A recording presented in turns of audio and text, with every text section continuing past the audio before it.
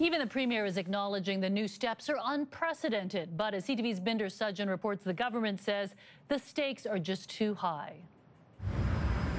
Stay home if you don't need to be out. Don't work unless you can maintain physical distance. This is not a drill, it's a pandemic. The province is taking unprecedented action in the battle against COVID-19, using provincial powers to enlist municipal bylaw officers to enforce Dr. Bonnie Henry's orders. The steps we're taking today are unprecedented, but I find myself saying that almost every day.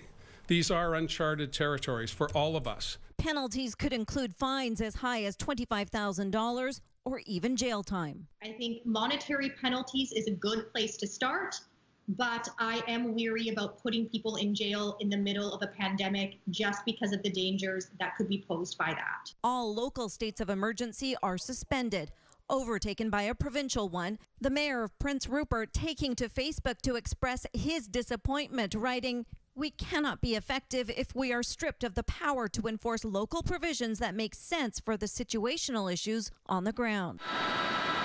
Only Vancouver, which operates under a different law, is exempt, but must get the province's sign-off to make new orders.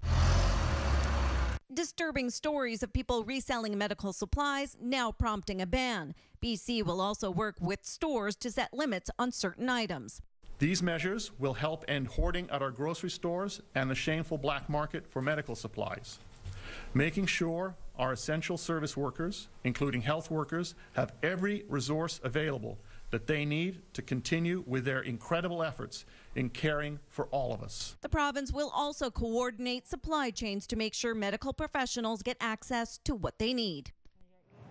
And Binder is live in Victoria. Okay, Binder, a lot of people are reaching out to us asking why is BC still not ordering a full-scale lockdown like we see in other places around the world? What is the government's response to that?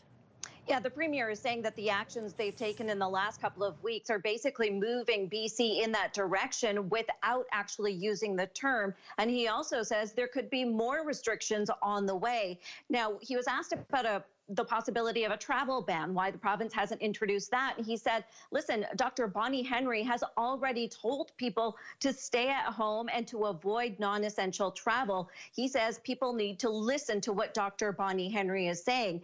In addition, the province also put out a list of essential services today, which lists all the businesses and the services that can remain open during this state of emergency during this pandemic.